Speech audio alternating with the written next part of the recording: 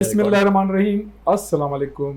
मैं हूं रियाजुद्दीन और आप देख रहे हैं global one sports celebrities with Riyazuddin.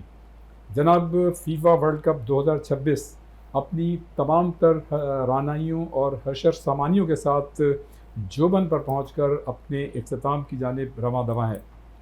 और आपने देखा कि पहले 48 टीमें, उसके बाद 32 टीमें और अब 16 टीमें जो हैं प्री क्वार्टर फाइनल में पहुंचने में कामयाब रही हैं। और जनाब, इन 16 टीमों में जो टीमें हैं उनका मैं आपको बता देता हूं। उनमें जनाब जिन्होंने क्वालिफाई किया है प्री क्वार्टर फाइनल के लिए, उसमें कनाडा है, मोरक्को है, पैराग्वे है, फ्रांस है और उसके साथ साथ Brazil, Norway, Mexico, England, United state, Egypt, Spain की टीम है, पुर्तगाल है, बेल्जियम है, स्विट्ज़रलैंड है, इजिप्ट की टीम है और अर्जेंटीना और कोलंबिया की ऐसी ये टीमें हैं जो टॉप 16 में पहुंचने में कामयाब रही हैं।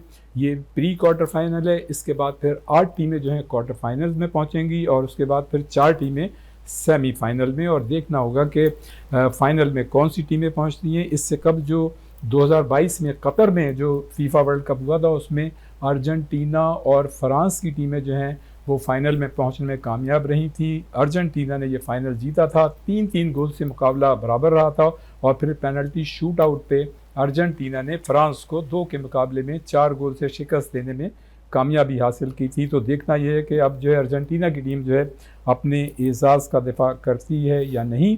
और अब तक जो सूरत हाल है उसमें अर्जेंटीना के लियोनेल मेसी और जनाब फ्रांस के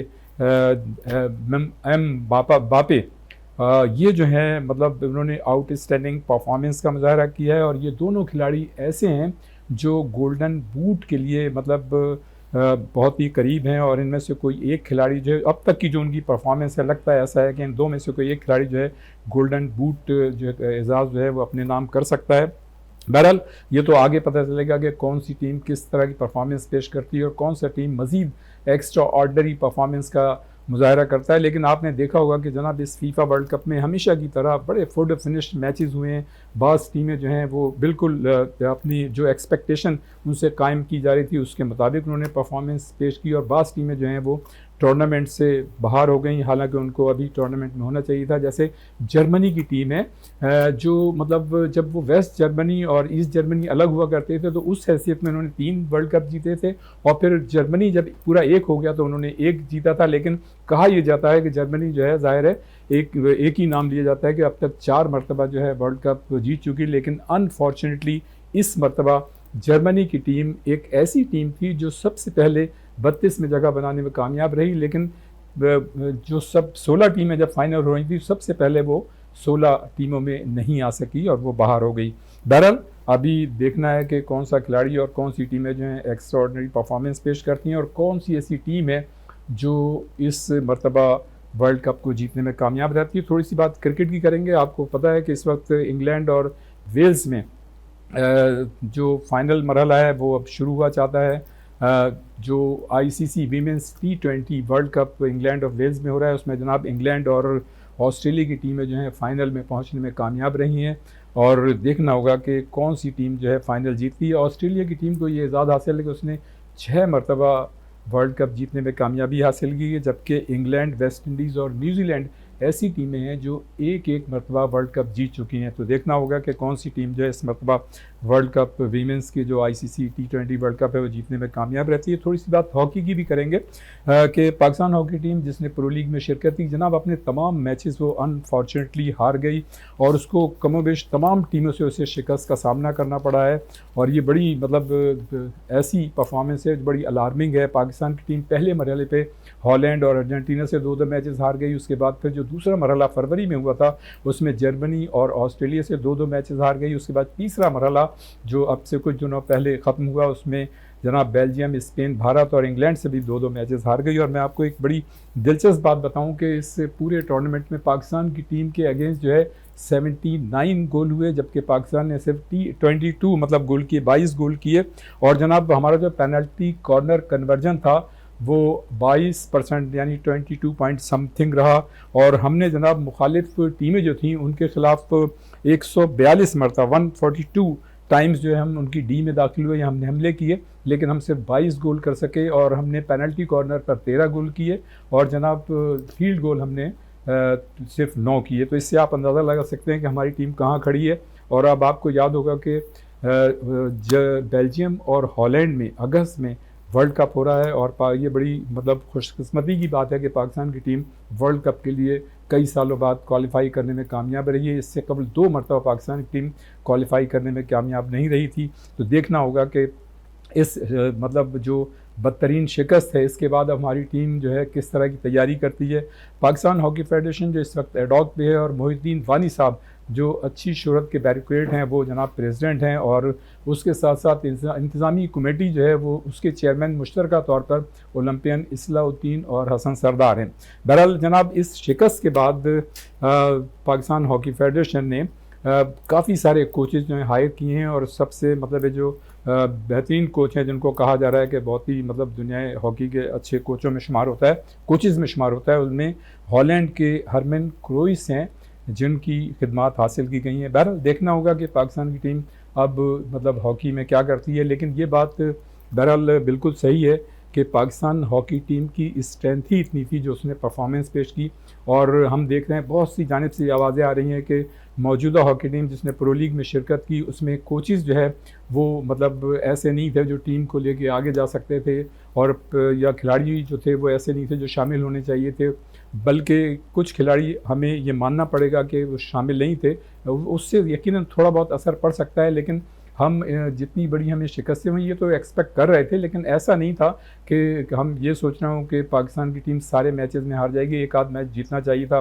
बहरहाल अब देखना होगा कि नए कोचेज़ आ रहे हैं, लेकिन मेरा ख़्याल है ज़ाती तौर पे मैं ये समझता हूँ कि जो अर्ली 90s में जब इदारों की टीमें ख़त्म की गई तो उसका बतदरीज असर जो है वो टीम की परफॉर्मेंस पे आया। इसलिए कि जब जॉब और कैरियर ख़त्म हो गया तो नंबर ऑफ़ प्लेयर्स ख़त्म हो गए, तो नंबर ऑफ़ क्वालिटी प्लेयर्स भी आने बंद हो गए, जिसकी वजह से ये सारा सब कुछ हुआ। तो वो एक शेर है, मैं अक्सर पढ़ता हूँ कि वक्त करता है परवरिश बरसों, हादसा एकदम नहीं होता।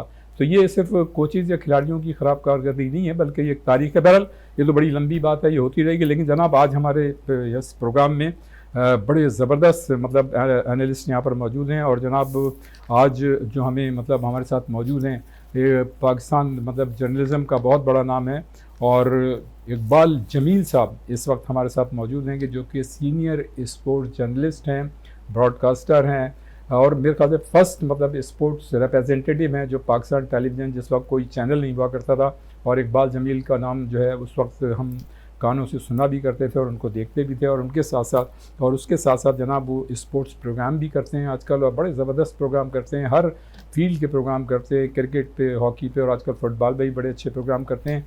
और उनके साथ साथ जनाब हमारे साथ जनाब नौजवान फुटबॉल एनालिस्ट मौजूद हैं जो कि ख़ुद भी फुटबॉल के खिलाड़ी हैं। उसमें जनाब सबसे पहले तो मैं इकबाल जमील साहब अस्सलाम वालेकुम। वालेकुम सलाम। कैसे हैं आप? भाई ठीक ठाक है, खैरियत से हैं? थैंक यू वेरी मच, आप तशरीफ लाए। थैंक्स अ लॉट, बहुत बहुत शुक्रिया। और उनके साथ साथ जैसे मैंने पहले कहा कि नौजवान एनालिस्ट हैं और जनाब फुटबॉल के बड़े अच्छे खिलाड़ी भी हैं, अहमद बिन जाहिद साहब अस्सलाम वालेकुम। क्या हाल है, कैसे हैं आप? ठीक ठाक।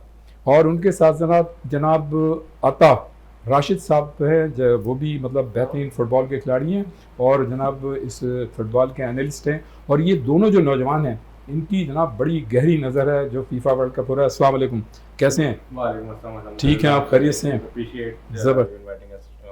नहीं जनाब, मैंने आपके प्रोग्राम देखे हैं और ज़बरदस्त, तो इंशाल्लाह आइंदा भी आपसे फ़ायदा उठाएंगे।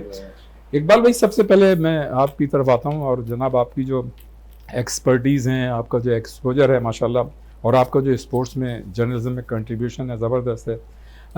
मैं एक मतलब जनरल बात करता हूँ कि हम आगे चलकर मतलब खिलाड़ियों और टीमों पे भी बात करेंगे। आप क्या समझते हैं कि जो फीफा वर्ल्ड कप 2026 है और जो अब एक शेप निकल के आया है, ओवरऑल आप क्या कहना चाहेंगे?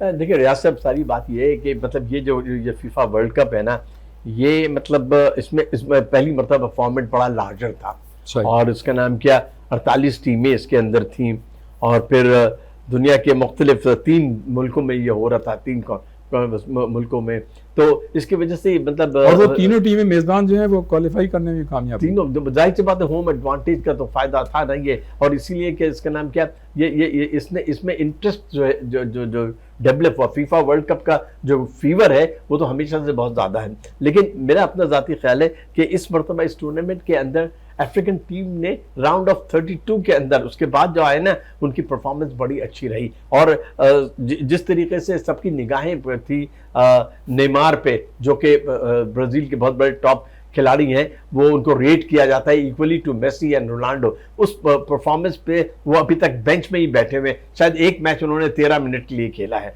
दूसरी बात है कि रोनाल्डो ने अब एक्सपेक्टेशन पहले मैच के बाद अब कमबैक किया और बड़ा अच्छा परफॉर्मेंस देखी। मेसी अब तक हाईएस्ट स्कोरर है और इसी तरह एम्बाबे जिनका आपने ये बात किया, तो मेरे ख्याल में कि और इंटरेस्टिंग बात मुझे रियाज साहब ये भी लगी कि ईरान की टीम जो थी वो अब ठीक है अब बाहर तो हो गई टूर्नामेंट में, लेकिन जिस तरीके से मैक्सिको के लोगों ने उनको कहा, उनको जो मतलब खुद उनकी टीम खेल रही थी, अप्रिशिएट किया और ये कहा कि जनाब हम ये जो ईरान की टीम है ये हमारी दूसरी टीम है, एक हमारी मैक्सिको टीम है, दूसरी टीम है। और फिर ईरान ने भी अच्छी फुटबॉल खेली, आयरलैंड वो उसका नॉकआउट स्टेज से बाहर हो गए। तो मेरा अपना जाती ख्याल है कि वो टीमें, कुछ टीमों ने सरप्राइज भी दिया है और जो इंटरनेशनल रिप्यूट की टीमें थी उन्होंने अपनी परफॉर्मेंस को बरकरार रखा है। ज़बरदस्त हो गया। अच्छा, अपने अहमद बिन जाहिद, हमने ये देखा कि जो 32 टीम्स थी उसमें बर-ए-आज़म अफ्रीका की टीमों ने डोमिनेट किया, ज़्यादा तादाद में आई, लेकिन जिस तरह से हम एक्सपेक्ट कर रहे थे कि वो 16 में जगह बनाएंगी वो नहीं बना सकी। क्या कहेंगे? अफ्रीका की टीमों का एक मसला, मतलब अफ्रीकन टीम ऑब्वियसली जो स्मॉलर टीम्स हैं, डीआर कॉन्गो, इनमें सबसे बड़ा मसला ये होता है कि स्क्वाड डेप्थ का मसला होता है। तो जैसे आप गेम ग्रेजुअली बढ़ता है तो इनके पास इतने ऑप्शंस नहीं होते, स्क्वाड डेप्थ नहीं होती, सब्स्टिट्यूशंस का मसला होता है, क्वालिटी का मसला होता है। ऑब्वियसली फिर उनके ड्रॉज भी, जैसे डीआर कॉन्गो को इंग्लैंड के अगेंस्ट मिला, केप वर्डे को अर्जेंटीना के अगेंस्ट मिला, उन्होंने कितनी अच्छी फाइट दी। So we saw great fight from both of them, but squad depth का बहुत मसला होता है। एंड ऑब्वियसली जब आप इतने European giants and south American giants के खिलाफ आते हैं तो ऑब्वियसली वो उनके लिए थोड़ा डिफिकल्ट हो गया। सही। अच्छा जनाब अता राशिद साहब, ये बताइए कि अर्जेंटीना हो गई, फ्रांस हो गई, स्पेन हो गई, इंग्लैंड, ब्राज़ील की टीमें, इन्होंने बड़ी मतलब आउटस्टैंडिंग निस्बतन बेहतर परफॉर्मेंस का मुजाहरा किया। क्या कहेंगे, आगे किस तरह से देख रहे हैं? बिल्कुल, आपने एक वैलिड पॉइंट यहाँ पे रेज किया। तकरीबन सारे ही जायंट्स ने जो है, बारिंग जर्मनी जो आपने पॉइंट रेज किया था, तकरीबन सबने बहुत अच्छी परफॉर्मेंसेस दी, कन्विंसिंग विक्ट्रीज हासिल की। ब्राज़ील का मैच बहुत टफ गया, Argentina were pushed to their limits by Cape Verde as well, but ultimately देखें एक्सपीरियंस जो है काउंट करता है और वो लोग जो है फिर अगले राउंड में उन्होंने जगह बनाई। पोर्चुगल ने भी सिमिलर तरीके से बनाई। बट अगर अगले राउंड की बात करूँ तो मुझे 2 टीमें जो हैं बहुत कन्विंसिंगली नजर आई जिन्होंने अपनी जगह बनाई, वो है फ्रांस और स्पेन। मतलब कोई ज़रा सा भी नहीं लगा था कि बिल्कुल भी हिकअप्स होंगे। कन्विंसिव, मतलब कंसिस्टेंट अक्रॉस ऑल फ्रंट्स, मतलब डिफेंस, मिडफील्ड, अटैक उनके सॉलिड हैं। फ्रांस की अगर हम बात करें तो उनकी जिस तरह फायर पावर है, उनके पास कम से कम 3-4 ऐसे प्लेयर हैं जो कि प्लेयर ऑफ द टूर्नामेंट और गोल्डन बूट के लिए कम्पीट कर सकते हैं। किलियन एम्बापे की आपने बात की, उस्मान डेम्बेले का हम लोग नाम नहीं ले रहे। हाँ, उस्मान की परफॉर्मेंस बड़ी अच्छी है। उस्मान डेम्बेले ने लास्ट ग्रुप स्टेज में हैट्रिक मारी थी, तो वो भी अभी भी बड़ा अच्छा आपने मतलब उनका इस वक्त नाम लिया है, जबरदस्त। जी, उनकी वो भी इन कंटेंशन है, करंट बैलन डोर विनर है, वो back to back Champions League winner है। तो मैं अगर देखूंगा तो एट दिस मोमेंट मुझे लगता है ब्रैकेट की इस तरफ से शायद अर्जेंटीना थोड़ी ज्यादा स्ट्रांग है, क्योंकि ज़रा थोड़ा वीक टीम्स फेस कर रहे हैं, बट वर्ल्ड कप में कोई वीक टीम्स होती नहीं है। बट दूसरी तरफ से मैं अगर बात करूं तो France look very dangerous right now. अच्छा ये बताइए कि सबसे मतलब क्रूशल मैच कौन सा था जिसे आप फोटो फिनिश कह सकते हैं अभी राउंड ऑफ 32 का 32 का? जी तो इसमें दो मैचेस हैं जो दैट कॉट माय आई। एक तो पोर्चुगल और क्रोएशिया का मैच था, बिल्कुल लास्ट मिनट तक गया, कंट्रोवर्शियल कॉल्स हुए, क्रिस्टियानो रोनाल्डो ने एक अच्छी परफॉर्मेंस दी, उन्होंने एक बहुत क्लच पेनल्टी मारी। और दूसरा मैच था वो बेल्जियम और सेनेगल का था, जहां सेनेगल एक पॉइंट पे लग रहा था कि बिल्कुल गेम वन साइडेड तरीके से जीतेंगे, 5 मिनट बाकी थे, बेल्जियम ने एक मिराकुलस कमबैक स्पार्क किया। उनके वेटरन रोमेलू लुकाकू ने बेंच से आकर उनके लिए एक बहुत क्रूशियल गोल मारा। फिर उनके एक और वेटरन यूरी टीलेमेंस ने 2 गोल मार के एक्स्ट्रा टाइम में एक लास्ट मिनट पेनल्टी मिली जो कि अल्टीमेटली सेनेगल के लिए एक हार्ट ब्रेक का सबब बनी। तो ये 2 मैचेस थे जो मतलब वर ग्रेट टू वॉच। ज़बरदस्त हो गया जनाब। ये सिलसिला भी जारी रहेगा। यहाँ वक्त हुआ एक ब्रेक का, ब्रेक के बाद फ़ौरन वापस आते हैं, यहीं से इस सिलसिले को शुरू करते हैं, एक ब्रेक।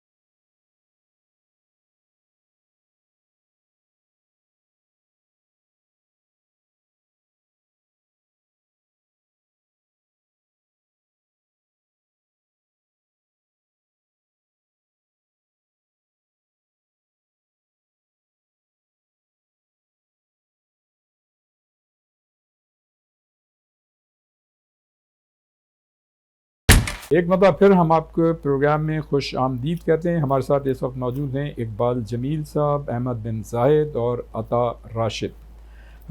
जनाब अहमद बिन जाहिद, बहुत से लोग ये कहते हैं कि फ़्रांस की टीम जो है वो फेवरेट है, जबकि अर्जेंटीना जो है अपने एजाज़ का दिफा करेगी। क्या कहेंगे, मतलब क्या देख रहे हैं? आई थिंक फ्रांस की टीम अगर अपनी बेस्ट परफॉर्मेंस पे आई तो I think they are unmatched. उनके पास स्क्वाड डेप्थ है, उनके पास जो स्टार्टिंग लाइनअप है, उनके पास Desire Doue, Barcola, Dembele, Kylian Mbappe, this is the best attacking lineup in the world cup right now. और फिर उनके पास the best centre back pairing Upamecano and William Saliba. और जैसे पीटर ड्यूरी ने कहा था कि who stopping this France team, मतलब कौन रोकेगा इनको, मतलब they are looking so demonic कि लग नहीं रहा कि कोई इनको रोक सकता है। और जहां तक हम अर्जेंटीना की बात करें, अर्जेंटीना इस बार रिलेटिवली बहुत वीक लग रही है।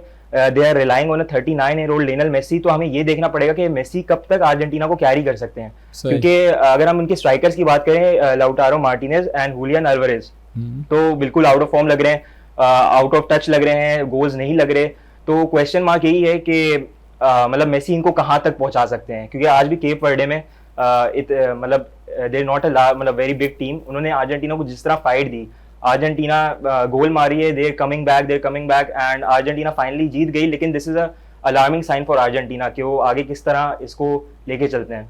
अच्छा जनाब अता राशिद साहब, स्पेन और मतलब ये कि इंग्लैंड और ब्राज़ील से आपके क्या तवक्कात हैं, इसलिए कि ब्राज़ील की टीम जो है वो भी 5 मरतबा जो है वर्ल्ड कप जीत चुकी है, क्या कहेंगे? देखिए जब टूर्नामेंट शुरू हुआ था तो ब्राज़ील की परफॉर्मेंस के ऊपर काफ़ी सवालिया निशान थे। नेमार की फिटनेस थी, इनके कुछ प्लेयर्स इनकंसिस्टेंट फॉर्म से आ रहे थे, इंजरी थोड़े इश्यूज थे, और ये बहुत बड़ा सवालिया निशान था कि कार्लो एंचेलोटी क्या ब्राज़ील की जो बेस्ट स्टार्टिंग 11 है क्या वो फील्ड कर भी पाएंगे इस वर्ल्ड कप में। आई थिंक उन्होंने बहुत अच्छी जॉब की है जिस तरह से अभी तक ब्राज़ील ने अभी परफॉर्म किया। अभी अगर आप देखें तो ब्राज़ील के बाद एक बहुत अच्छा चांस है कि वो एक डीप रन बनाए सेमीफाइनल, और इवन अगर अर्जेंटीना के अगेंस्ट वो अच्छा खेलें जो आ गए हैं तो फाइनल तक भी वो जा सकते हैं। तो ब्राज़ील से मैं उम्मीद रखता हूँ एक वो डीप रन जरूर जाएंगे। जहां तक बात स्पेन और फ्रांस की है तो उन लोगों की अभी तक बिल्कुल टूर्नामेंट में बहुत कंसिस्टेंटली परफॉर्म कर रहे हैं। स्पेन का पहला मैच थोड़ा सा इफ़ी हो गया था जहां पर उन्होंने काबो वर्डे के अगेंस्ट ड्रॉ के खेल गए थे, बट उसके अलावा जो है दोनों टीमें बहुत सॉलिड रख रही हैं। बट फ्रांस मैं कहूंगा अभी आउटराइट फेवरेट थे, क्योंकि एक मैच भी ऐसा नहीं गया जिसमें उन्होंने 3 गोल से कम मारे। हर मैच में एटलीस्ट 3 गोल स्कोर कर रहे हैं। किलियन एम्बापे अनप्लेएबल फॉर्म में है अभी, डेम्बेले, डेज़िरे डुए जैसे अहमद ने अभी बात की, माइकल ओलिसे, और जो उनकी बेंच पे आप स्ट्रेंथ देखें, रायन चरकी जो एक इस साल प्रीमियर लीग के बेस्ट प्लेयर्स में से एक थे। जब वो बेंच से आ रहे हैं, Bradley Barcola, one of the best fingers in the world, जो वो बेंच से आ रहे हैं, तो फिर आप इस टीम का सिर्फ अंदाजा लगा सकते हैं कि ये टीम कितना ही आगे जा सकती है। सही। इकबाल भाई, जर्मनी की टीम जो मजमूई तौर पे 4 मरतबा वर्ल्ड कप जीतने में कामयाब रही है, जब उसने एंट्री दी तो जनाब एक के मुकाबले में 7 गोल से उसने कामयाबी हासिल की, और जनाब पहली टीम थी जो 32 में पहुंचने में कामयाब रही, और लग ऐसा रहा था कि जो परफॉर्मेंस उसने दी थी कि जनाब ये आखिर तक जाएगी, लेकिन सबसे पहली टीम थी जो टॉप 16 में नहीं आ सकी।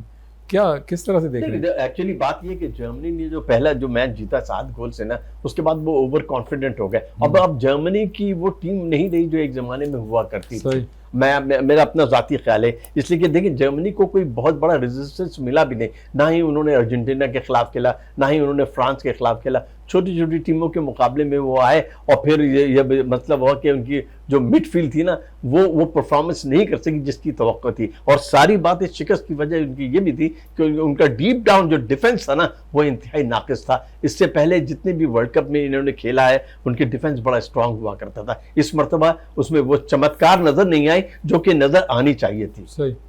अहमद बिन जायद क्या समझते हैं, जो अभी इकबाल भाई ने बात की जर्मनी की टीम की, क्या मतलब कहाँ इन्होंने गलती की? फॉरवर्ड्स ने गलती की, मिडफील्डर्स ने गलती की, डिफेंडर्स ने गलती की? क्या फॉर्मेशन थी इनकी? सही फॉर्मेशन पे खेले क्या? फर्स्ट ऑफ ऑल तो मैं पैराग्वे को क्रेडिट देना चाहूँगा। उनके कोच बहुत एक्सपीरियंस कोच हैं। वो माने इसी वजह से जाते हैं कि वो अंडररेटेड टीम्स को ऊपर लेके जाते हैं। इक्वाडोर को वर्ल्ड कप क्वालिफाई करवाया था जब लग रहा था इक्वाडोर बिल्कुल आउट ऑफ प्लेस है, आउट ऑफ टच है। एंड सेकेंडली जर्मनी के लिए सबसे पहली बात, उनके 2 बहुत मेन प्लेयर्स मिसिंग थे, इंजर्ड थे, आउट थे इंजरी की वजह से, जो थे Schlotterbeck and Serge Gnabry. And on top of that Germany की टीम में यूलियन नेगल्समैन की मैनेजमेंट बिल्कुल आउट ऑफ टच लग रही थी, सब्स्टिट्यूशंस ऑन पॉइंट नहीं थी। Yamal Musiala I think came off the bench, जो बहुत बड़े प्लेयर हैं। और फिर ऊपर से पेनल्टी शूट आउट में रिपोर्ट्स ये आ रही थी कि जर्मनी के प्लेयर्स पेनल्टी मारना ही नहीं चाह रहे। उनके बहुत एक्सपीरियंस प्लेयर गोरेट्स्का जो है बायर्न को, उनको 2-3 बार बोला कि आप आके पेनल्टी मारे। इन द एंड बायर्न के सेंटर बैक जोनाथन टाह, जिन्होंने पेनल्टी कभी नहीं मारी, उनको स्टेप अप करना पड़ा कि मैं आके पेनल्टी मारता हूँ, उन्होंने स्काई रॉकेट कर दी। तो I think Germany should look into this, ताकि फ्यूचर में वो इंप्रूवमेंट्स कर सकें और बेहतर परफॉर्मेंस दे सकें। अच्छा अता राशिद साहब, सेनेगल और बेल्जियम का मैच हुआ, और जनाब जो सेनेगल की टीम थी वो 86 मिनट तक उसको बरतरी हासिल थी, लेकिन फिर उसके बाद जो है बेल्जियम ने लगातार 3 गोल स्कोर किए। तो मतलब ये एकदम से कैसे परफॉर्मेंस दी? ये बेल्जियम की टीम की जो पूरी टीम थी, खिलाड़ियों ने बहुत ज़्यादा अच्छे खेल का मुजाहरा किया, या सेनेगल की टीम थोड़ा सा ओवर कॉन्फिडेंट हो गई? देखिए, एक कहावत है ना मशहूर के फॉर्च्यून फेवर्स द बोल्ड। तो बेल्जियम के कोच ने जो है बहुत बोल्ड डिसीजन लिए थे। उन्होंने अपने arguably 2 best players Kevin De Bruyne और जेरेमी डोकू, जो उनके बेस्ट विंगर हैं, उनको सब ऑफ किया। थोड़ा सा उनको पेस इंजेक्ट करनी थी, थोड़ी क्रिएटिविटी लानी थी, और रोमेलू लुकाकू को लाए जो कि एक स्ट्रॉन्ग मस्कुलर प्रेजेंस बॉक्स में ऑफर करते हैं, क्रॉसेस डाले, और अल्टीमेटली पहला गोल वहीं से आया। और वहां से उनको फिर जो इंस्पिरेशन मिली, तो जिस तरह से उन्होंने फिर अपनी टीम को गैल्वेनाइज किया, वहां से फिर सेनेगल जो है ना बिल्कुल ही डिमोरलाइज हो गई। जैसे ही बेल्जियम का दूसरा गोल लगा था, Senegal completely forgot how to play, उनके प्लेयर्स बिल्कुल आउट ऑफ टच हो गए थे, और फिर बेल्जियम चांसेस बनाती रही, और बहुत harsh decision 120th minute something पे पेनल्टी कंसीड करना और फिर हार जाना, जो कि हार्श था। बट आई थिंक बेल्जियम ने जिस तरह से कमबैक किया, सेनेगल ने उनको मौका दिया एक तो गेम में आने का, और बिल्कुल मेंटालिटी इशू था, वो डिमोरलाइज हो गए थे, और वो एक्स्ट्रा टाइम होने से पहले ही मैच हार गए थे। जैसे अच्छा, उन्होंने गोल जो किया पेनल्टी शूट आउट पे, वो किया उसने, क्या नाम था उसका? यूरी टिलेमेंस। तो वो जो पेनल्टी शूट आउट था वो बड़ा जबरदस्त सा, कैलकुलेटेड था, बेहतरीन पेनल्टी थी। यही कहते हैं ना जिसको diamonds are built under pressure, तो वही वाली बात है। यूरी टिलेमेंस अपने क्लब के लिए, एस्टन विला के लिए भी एक बहुत इंपॉर्टेंट प्लेयर है। अक्सर बिग मोमेंट्स में उन्होंने स्टेप अप किए, बड़े मैचेस में गोल्स मारे, और उन्होंने प्रीमियर लीग में अपना कुछ सालों में बहुत नाम बनाया है। तो वही बात है। लेकिन जिस तरह से वो पेनल्टी से पहले आए थे, फाउल, उन्होंने पेनल्टी विन भी की थी, he never looked like he was going to miss. वो बिल्कुल कन्विंसिंगली आए थे, बॉल रखी, और मतलब लग नहीं रहा था। जैसे मैंने बात की ना, सेनेगल डिमोरलाइज हो ही चुकी थी, तो उनको बस अपना he kept his head in the game, he kept his cool, और फिर बहुत आसानी से उन्होंने मैच जिता दिया। इकबाल भाई, अमेरिका और बोस्निया के दरमियान मैच हुआ, और अमेरिका जो मेज़बान है जनाब, उसने ज़रा भरम रखा और 2-0 से शिकस्त दी। आप क्या समझते हैं कि जो होम क्राउड, होम ग्राउंड और होम कंडीशंस का जो इजाफी एडवांटेज होता है, उसकी वजह से वो जीतने में कामयाब रहा, या वाकई मतलब ये कि अमेरिका की जो खिलाड़ी हैं बड़े देखिए, अमेरिका के 2-3 खिलाड़ी ऐसे हैं कि एक तो खिलाड़ी ऐसे हैं, मैकेंजी हैं जो जो उनके बहुत ही उम्दा खिलाड़ी हैं, और दूसरी बात है होम एडवांटेज का ज़्यादा फायदा तो होता है, इसमें कोई शक नहीं। लेकिन ये है कि लास्ट फीफा वर्ल्ड कप के मुकाबले में अमेरिका की इस वक्त जो टीम है वो अच्छी खासी स्ट्रॉन्ग टीम है, अच्छी टीम है, होम एडवांटेज है, और उनके कोच ने टीम को जलील कर दिया है, और मतलब एक ऐसा टीम बना दिया है कि अब वो जनाब के राउंड ऑफ 16 में पहुंच गए। तो मेरे ख्याल में आज से 4 साल पहले, 5 साल पहले अमेरिका की ये पोजीशन बिल्कुल नहीं थी, और उन्होंने रियली इंटरनेशनल फुटबॉल में अपना एक मुकाम बना लिया है, और यकीनन उसमें होम एडवांटेज यकीनन है। कि आप इसमें प्री क्वार्टर फाइनल में कहाँ देख रहे हैं आप? प्री क्वार्टर फाइनल में उनको टफ मुकाबला होगा। अब ये नहीं पता नेक्स्ट मैच उनका किससे, किसी को पता आता वो तो बेल्जियम से। हाँ, तो this is going to be a very tough match, इसलिए कि बेल्जियम, हाँ, और मेरे ख्याल में मैं प्रिडिक्शन कर सकता हूँ अभी भी कि बेल्जियम जीतेगी वो टूर्नामेंट, बिल्कुल। इसलिए कि बेल्जियम की टीम जो है ना, यूरोपियन टीम में एक ऐसी टीम है जो कि मतलब आपने देखी ना, अभी आपने जिक्र किया, आता ने बात कर रहा है कि सेनेगल के गेंद जिस अंदाज से उन्होंने खेला, अपने नर्व्स को नहीं डाले। अब 90 मतलब अगर 88 मिनट के अंदर कोई टीम गोल कर रही है और उसके बाद 1 डाउन 2 डाउन होने के बाद वापस आके कम बैक करके जाती है, that's a very big thing. और तो अमेरिका के लिए ये बहुत, मेरा अपना जाती ख्याल है, वैसे मेरिकल हो जाए दैट्स अ डिफरेंट थिंग, लेकिन ऑन पेपर और परफॉर्मेंस देखते हुए बेल्जियम की, मेरे ख्याल में Belgium will be favourite team USA. बिल्कुल बिल्कुल जनाब, अभी ये सिलसिला जारी रहेगा। ज़ाहिर है फीफा फुटबॉल वर्ल्ड कप जो है जोबन पर पहुंच चुका है, और हमारे साथ इस वक्त प्रोग्राम में मौजूद हैं इकबाल जमील साहब, अहमद बिन जाहिद और अता राशिद। यहाँ पे वक्त हुआ एक ब्रेक का, ब्रेक के बाद फ़ौरन वापस आते हैं, यहीं से इस सिलसिले को शुरू करते हैं। एक ब्रेक।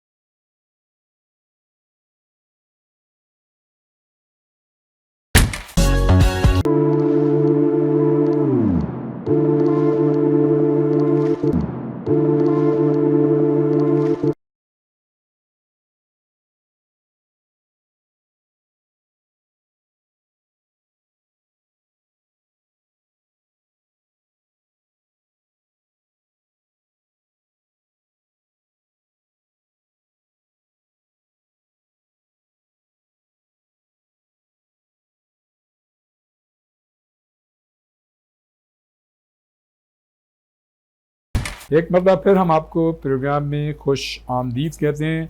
अता राशिद साहब, जनाब कनाडा और मोरक्को के दरमियान जब हम ये प्रोग्राम कर रहे हैं तो मैच भी खेला जा रहा होगा, और जो इनकी परफॉर्मेंस है उसको किस तरह से देखते हैं? कौन सी टीम जो है इसमें फेवरेट? देखिए, अगर मैं ऑन पेपर बात करूं तो Morocco enter the game as heavy favourites, क्योंकि उन्होंने अभी नेदरलैंड्स को भी पेनल्टी में अपनी नर्व्स बरकरार रख के हराया, और मोरक्को ने अपनी रेपुटेशन बना ली है। पिछले वर्ल्ड कप में सेमीफाइनल खेले, यूरोपियन जायंट स्पेन और पोर्चुगल को उन्होंने अपने जर्नी में हराया था। तो एट दिस मोमेंट अगर मैं देखूँ तो उनके थोड़ा सा मतलब वो ज़्यादा स्ट्रॉन्ग लगते हैं, बट वहाँ पर हम लोग को बात कनाडा की भी करनी होगी, क्योंकि होस्ट नेशन है।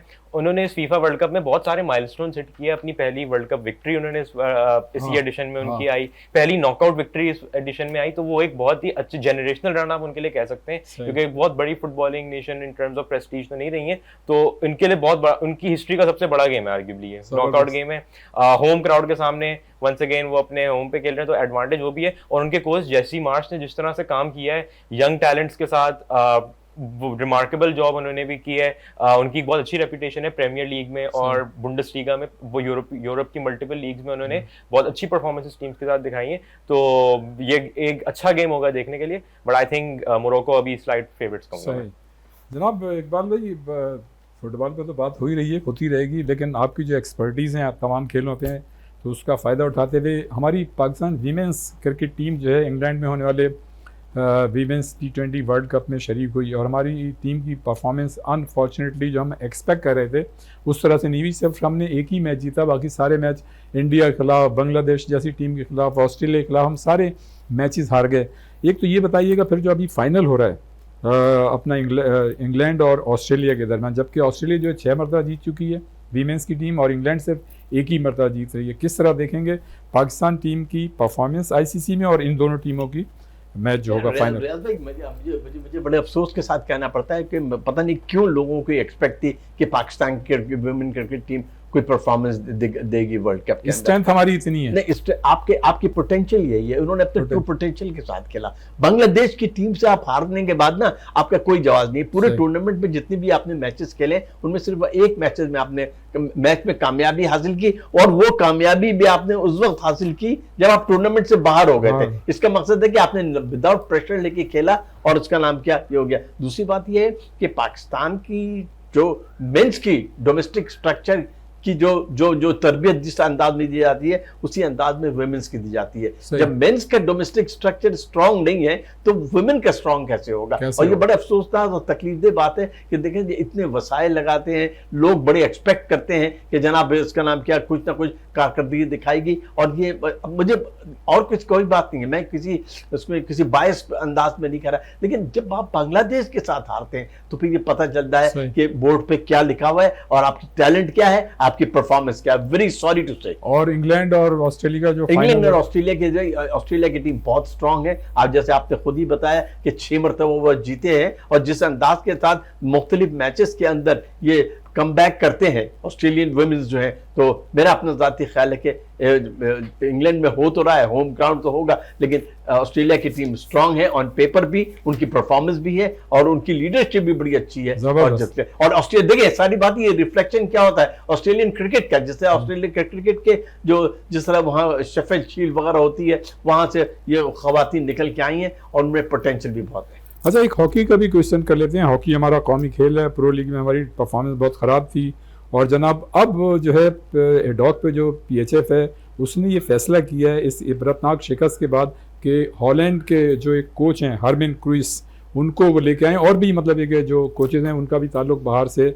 आप क्या समझते हैं कि तशफ़ी मतलब ये हम आ जाएंगे वर्ल्ड कप जो हो रहा है अभी जो अगस्त में, उस वक्त तक हम अपनी परफॉर्मेंस बेहतर बना लेंगे इस खराब कारकर्दगी के बाद जो प्रो लीग में हमने दी है? बड़ी देर की मेहरबान आते जनाब, इस कोच को 1 साल पहले आ जाना चाहिए।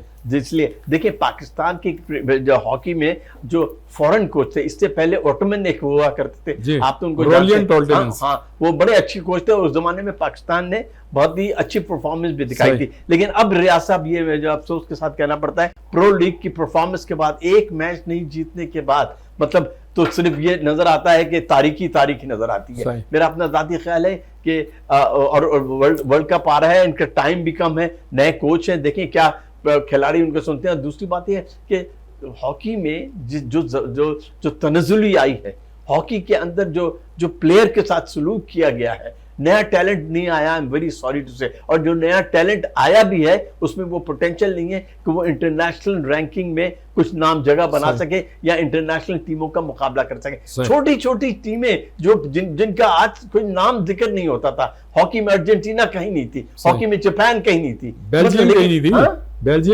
बेल्जियम कहीं नहीं थी। ये टीमें हैं, इन्होंने पाकिस्तान को जेर करके रखा हुआ है। तो you need an complete overhaul के बाद फिर ये परफॉर्मेंस अच्छी होगी और फिर ये पाकिस्तान जीत सकेगा। अच्छा जनाब अहमद बिन जाहिद साहब, थोड़ी प्लेयर्स की भी बात कर लेते हैं ना।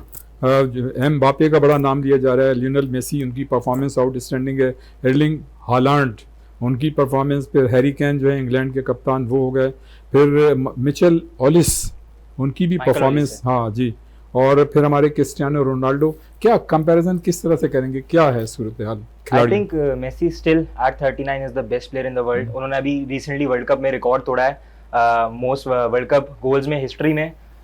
20 गोल हो गए इनके, 20 गोल्स। और अगर मैं किलियन एम्बापे की बात करूं, I think he will break all World Cup records goal scoring में। उन्होंने 18 गेम में 18 गोल मार दिए हैं, he is in super form. और एम्बापे अभी सिर्फ मेसी से 1 गोल ही शाये हैं गोल्डन बूट की रेस में I think, and he is in top form. अगर अर्लिंग हालैंड की मैं बात करूं, अर्लिंग हालैंड के स्टार्टिंग के 3 गेम्स में ही उन्होंने 5 गोल्स मार दिए। इनके फर्स्ट 3 गेम्स हैं वर्ल्ड कप में, उन्होंने 5 गोल्स मार दिए हैं। और मुझे लगता है ये रोनाल्डो मेसी के अगर फिट रहे और ज्यादा साल खेल सके तो ये सारे goal scoring records club and country में तोड़ सकते हैं। और अगर मैं हैरी केन की बात करूं, he is the best striker in the world currently. Bayern Munich में उनका टॉप सीजन में इन्होंने 72 गोल्स मारे अभी। जो बहुत इंसेन नंबर है, और मेरा ख्याल है सेकंड हाईएस्ट आफ्टर मेसी, जो मेसी का बार्सिलोना वाला सीजन था। एंड हैरी केन अभी इंडिविजुअली सिंगल हैंडली इंग्लैंड को कैरी कर रहे हैं। डीआर कॉन्गो के अगेंस्ट हमने देखा 1-0 डाउन थे डीआर कॉन्गो से, और हैरी केन ने 2 सुपर गोल्स मार के जिस तरह उनको वापस लाए हैं, दैट वाज इनसेन। अगर मैं माइकल ओलिसे की बात करूं, माइकल ओलिसे एक ऐसे प्लेयर थे जो फ्रांस में मिसिंग थे। सही। वो मिसिंग पीस थे, नंबर 10 एक फ्रांस में मिसिंग था जो 2018 वर्ल्ड कप में नहीं था। जैसे पॉल पॉपर से अभी इंटरव्यू में पूछा कि उन्होंने बोला कि ये 2026 की वर्ल्ड कप टीम बहुत स्केरियर है 2018 वाली टीम से, तो ये है। सही। अच्छा जनाब अता राशिद साहब, ईरान की टीम बड़ी अच्छी उसने परफॉर्मेंस दी, आप क्या समझते हैं कि वो अंडर प्रेशर आ गए या वाकई उनके साथ कहीं मतलब कोई मुबैना तौर पे कोई ज्यादती हुई? ईरान के साथ जो हुआ है बहुत अनफॉर्चुनेट है, और ये मैं एज अ मतलब फुटबॉल फैन नहीं बल्कि मैं एज अ जर्नलिस्ट भी अगर बात करूं, क्योंकि कोई भी अगर आप स्पोर्ट्स की बात करें तो स्पोर्ट्स को पॉलिटिक्स से अलग रहना चाहिए। और फुटबॉल में अगर हम लोग जो स्क्रीन पे देखते हैं, हम तो टीम्स को खेलते हुए देखते हैं, इसके पीछे बहुत ज्यादा एफर्ट और बहुत ज्यादा साइंस लगती है, रिहेबिलिटेशन होती है, रिकवरी होती है, आपके प्लेयर्स को प्रॉपर रेस्ट चाहिए होता है, ट्रेनिंग सेशंस होते हैं। ईरान की टीम को फॉर द लास्ट 3 वीक्स बिल्कुल वो मतलब नॉन स्टॉप ट्रैवल करते रहे, उनको कोई रेस्ट नहीं मिला, ना उनको रिहेबिलिटेशन मिली प्रॉपर। वो मैच खेलने सिर्फ आते थे यूएसए, वो वापस फ्लाई करते थे मैक्सिको, फिर वो खेलने आते थे, फिर फ्लाई करते थे। तो ये जो है उनके प्लेयर्स पे जा रहा है, it takes an emotional and physical toll. और जिस तरह से फिर उसके बावजूद उन्होंने जिस तरह परफॉर्म किया, उन्होंने अपनी तीनों मैच ड्रॉ किए और 3rd प्लेस में कंटेंशन में थे वो राउंड ऑफ 32 में क्वालिफाई करने के लिए। एक बहुत ही आउटस्टैंडिंग कमबैक ऑस्ट्रिया और अल्जीरिया के गेम में जो हुआ था, उसके बाद वो एलिमिनेट हुए थे टूर्नामेंट से। But I think under different circumstances हम ईरान को डेफिनेटली राउंड ऑफ 16 में देखते हैं, उनके पास क्वालिटी है, और उन्होंने इस सर्कमस्टांसेस में भी जिस तरह फुटबॉल खेली है, hats off to them. Cape Verde की टीम, छोटा मुल्क, लेकिन एक मौके पे उन्होंने बड़ी मतलब हलचल मचा दी थी, क्या कहेंगे? बहुत बड़ी बात है। मैं कैप वर्डे 6 लाख की आबादी का छोटा सा मुल्क, मतलब ये इट्स अमेजिंग थिंग। और जिस तरह उन्होंने अर्जेंटीना के अगेंस्ट परफॉर्मेंस दी है, मतलब ये पहले लीड ले लिया, that's a very big thing. और मैं ये हैट्स ऑफ देता हूँ कि देखिए सारी बात ये है कि यही एक जो मतलब जो अता राशिद और अहमद मुझसे एग्री करेंगे कि मतलब अगर टूर्नामेंट में मैं अगर कहूँ अब तक जो देखूँ ऑन टेबल, जो जितनी भी छोटी टीमें थी जिन्होंने पहली मरतबा एंट्री दी है केप वर्डे ने, पहली मरतबा फीफा वर्ल्ड कप खेल रहे थे, और पहली मरतबा दुनिया में वो रैंक करने लगे। सेनेगाल, मोरक्को और मतलब अर्जेंटीना को उन्होंने थ्रेट दिया, that's a very big thing. और ये मेरे ख्याल में कि उनमें इतना पोटेंशियल है, और उनका जो गोलकीपर है उसका नाम वजीनिया, उसने कमाल की उसका नाम क्या गोलकीपिंग की है। आप यकीन कीजिए कि जो अभी अर्जेंटीना के खिलाफ मैच हुआ उसमें कम से कम 6 या 7 गोल से अर्जेंटीना ने जीता, लेकिन जिस अंदाज से उसने सेव किया मेसी की शॉट को, that's a very big thing. और पूरी टीम जो है उन्होंने रियली एक जेल इन होके एक कॉम्बिनेशन के साथ खेला, अर्जेंटीना जो फेवरेट है, डिफेंडिंग चैंपियन है, उसके मुकाबले में। तो मेरे ख्याल में that credit goes to Cape Verde. एक स्मॉल टीम थी और दुनिया एक फुटबॉल में बिल्कुल जानी नहीं जाती थी, और आज वो एक मतलब एक लिहाज से आप कहते हैं कि दुनिया के तमाम कॉन्टिनेंट्स में उनका नाम है, उनका जादू बोल रहा है। अच्छा अहमद बिन जायद, फीफा वर्ल्ड कप में जो मैचेस सुपरवाइज किए गए हैं रेफरीज की जानिब से, आप क्या समझते हैं कि उनका स्टैंडर्ड पिछले जो वर्ल्ड कप में उससे ज़्यादा बेहतर था, या हमारे खिलाड़ियों ने डिसिप्लिन का अच्छा मुजाहरा किया, ज़्यादा कार्ड्स नहीं दिखाए गए, क्या कहेंगे? I think poor referring decision हमने देखने पड़े हैं वीआर के बाद भी। जैसे अभी पोर्चुगल क्रोएशिया में काफ़ी कंट्रोवर्शियल डिसीजन था, लास्ट मिनट पेनल्टी का जो क्रोएशिया को नहीं दी, वो कंट्रोवर्शियल था, लेकिन I think it was the right call. अच्छी रेफरिंग थी, बहुत टॉप नॉच ऑफिशिएटिंग की उस मैच में। सेनेगाल में लास्ट मिनट में बहुत ही कंट्रोवर्शियल डिसीजन दिया जो पेनल्टी का था, जो पेनल्टी नहीं थी इन माय ओपिनियन। तो हमने देखा कि जो है ना बिगर स्मॉलर टीम्स के अगेंस्ट बहुत बिगर टीम्स को फेवर दिया गया है इन माय ओपिनियन। और आई थिंक ये तो बड़ी अलार्मिंग जी I think refereeing most of the matches में is good, but smaller teams के against I think bigger teams को फेवर दिया गया है, which is I think wrong. अच्छा अता राशिद, ये बताइएगा कि अब तक जितने भी मैचेस हुए हैं या जो भी मतलब किस टीम ने आपको सबसे ज़्यादा मुतासिर किया? अगर मैं बड़ी टीमों में बात करूं तो डेफिनेटली फ्रांस है। उन्होंने जिस तरह टूर्नामेंट में खेला है, best offensive team in the tournament by far. Her match में कम से कम 3 गोल मार रहे हैं, मल्टीपल प्लेयर्स इन फॉर्म में। बट यहाँ पे मैं क्रेडिट देना चाहूंगा, वो एक ही टीम है, वो है केप वर्डे। बिल्कुल, इकबाल भाई ने जिस तरह से अभी बात की, उन्होंने उसकी वजह ये ना कि सबसे छोटा मुल्क, पहली मरतबा आया और मतलब एक्स्ट्रा ऑर्डिनरी परफॉर्मेंस। बिल्कुल, अगर आप उनकी परफॉर्मेंस देखें, it is a fairy tale story. अपने वर्ल्ड कप डेब्यू पे against the European champion Spain उन्होंने ना सिर्फ ड्रॉ हासिल किया बल्कि क्लीन शीट रखी, जो कि अच्छी बड़ी टीमों के अगेंस्ट गोल खा रही थी। उन्होंने एक सॉलिड परफॉर्मेंस दिखाई। उनके गोलकीपर वोजीनिया, जिनका दुनिया में नाम हो गया, उन्होंने जिस तरह से परफॉर्मेंस दिखाई और वहां पे वो रुके नहीं, that they prove that they are not just a one match wonder. उन्होंने फिर यूरुग्वे के अगेंस्ट अच्छी परफॉर्मेंस दिखाई, सऊदी के अगेंस्ट भी एक रिजल्ट हासिल करके उन्होंने अपनी राउंड ऑफ 32 में जगह बनाई और अर्जेंटीना को वो मतलब they took Argentina all the way. Argentina को सब कुछ देना पड़ा आफ्टर 120 मिनट्स, तब जाके वो मैच जीते। लियोनेल मेसी को जो है अपनी मतलब अब he had to be at his best. Argentina were on their toes for the entire game और तभी जाके वो क्वालिफाई करे। तो आई थिंक अगर ये इसी तरह बढ़ते रहे, डेवलप करें, अपने टैलेंट को नरिश करें, तो केप वर्डे कुछ सालों में हम लोग एक अच्छी टीम बनते हुए इनको और भी देख सकते हैं। अच्छा, अपने अहमद बिन जायद, मिस्र और सऊदी अरब की टीम की जो परफॉर्मेंस रही, सऊदी अरब और मिस्र की जो परफॉर्मेंस रही उसको किस तरह देखते हैं? मिस्र की टीम तो खैर इजिप्ट की टीम, इसको किस तरह से देखते हैं? आई थिंक सऊदी अरब के लिए तो बहुत पुअर कैंपेन गया, वो ग्रुप स्टेज से क्वालिफाई नहीं कर पाए, बहुत पुअर परफॉर्मेंस थी। अगर मैं इजिप्ट की बात करूं तो इजिप्ट में मोहम्मद सलाह आई think he is in great form. All तो उनका लिवरपूल में अच्छा सीजन नहीं गया for club, but I think he is carrying Egypt right now. He is in great form, he is in great shape. और Egypt as we know कि उन्होंने अभी ऑस्ट्रेलिया को हराया राउंड ऑफ 32 में और क्वालिफाई कर चुके हैं। तो I think Egypt is in good form और देखते हैं अभी अगले मैच में उनकी क्या परफॉर्मेंस रहती है। जी इकबाल जमील साहब, फाइनल टचेस देते हैं, क्या कहेंगे? कुछ भी फुटबॉल से मुताल्लिक, हॉकी से मुताल्लिक या क्रिकेट से मुताल्लिक? देखिए रियाज साहब, आपने शो में बुलाया, बहुत बहुत शुक्रिया। ये बताओ, इस वक्त ये फीवर फुटबॉल का है और थोड़ा सा ये कहना चाहता हूँ कि मुझे अफसोस होता है कि जब हम पाकिस्तान में हमारी फुटबॉल खेली, हमारी टीम कहाँ कब आएगी भाई? हमारी टीम कब आएगी? और दूसरी बात है कि हम अच्छा, लेकिन लग ऐसा है तो लियारी में इस वक्त जोशो खरोश पाया जाता है मुल्क के दूसरे हिस्सों में, तो उससे तो लगता है मलीर और लियारी इस वक्त बड़े मतलब ऐसा लगता है चांदनी रात है वहाँ पे मैचेस। बिल्कुल यकीनन, मतलब बड़ी बड़ी स्क्रीन लग गई हैं, लोग वहाँ देख रहे हैं लियारी की गलियों को ब्राजील अर्जेंटीना के फ्लैग से और प्लेयर के उसका पोर्ट्रेट्स के साथ सजाया गया है। लेकिन बहरहाल Pakistan world cup, FIFA world cup में है नहीं। हमारी फुटबॉल सियालकोट की बनी वो तो है वहाँ पे ना। ये एक क्रेडिट की बात है, बस यही है जो हमारी फुटबॉल है वो जनाब तमाम टीमें खेल रही हैं। उसको किक मार रहे हैं, मेसी भी मार रहे हैं और उनको रोनाल्डो भी मार रहे हैं और भी साले भी मार रहे हैं। तो लेकिन बहरहाल ये कि इस नोट के साथ के इंशाल्लाह ताला वक्त आएगा कभी पाकिस्तान की टीम भी फीफा वर्ल्ड कप में जाएगी और ये कोई रॉकेट साइंस नहीं है। वंस केप वर्डे का आप एग्जाम ले लेना, केप वर्डे का अभी आपने खुद ही कहा कि पहली मर्तबा आई और पूरी दुनिया में छा गई और जितने भी फुटबॉल, सिर्फ फुटबॉल के फैन नहीं, आम लोग भी पहचान गए कि इससे पहले केप वर्डे मुल्क का नाम लोग नहीं जानते थे कि ये कहाँ है कहाँ नहीं है, सबको पता चल गया। तो ये बहुत बड़ी बात है। हाँ, ये बहुत बड़ी बात है। इंशाल्लाह ताला एक दिन पाकिस्तान कभी इंशाल्लाह ताला कोशिश होगी, अगर हमारी फेडरेशंस की लड़ाइयाँ खत्म हो जाए तो इंशाल्लाह ताला बिल्कुल फीफा वर्ल्ड कप में पाकिस्तान भी जा सकता है। जी इकबाल जमील साहब ने बड़ी अच्छी बात की कि देखें वैसे तो दुनियाए खेल में पाकिस्तान की जो हॉकी है, क्रिकेट है या और दूसरी टीमें स्कॉश है या इसी तरह से स्नूकर है, इन्होंने जनाब बड़ा नाम पैदा किया और 1994 वो साल था जब पाकिस्तान जो है क्रिकेट में, हॉकी में और स्नूकर का आलमी चैम्पियन था बैक वक्त। तो जनाब ये बहुत बड़ी बात है और ज़ाहिर है इसी चीज़ को मैं समझता हूँ कि फ़ुटबॉल की टीम इसी लेगेसी को लेके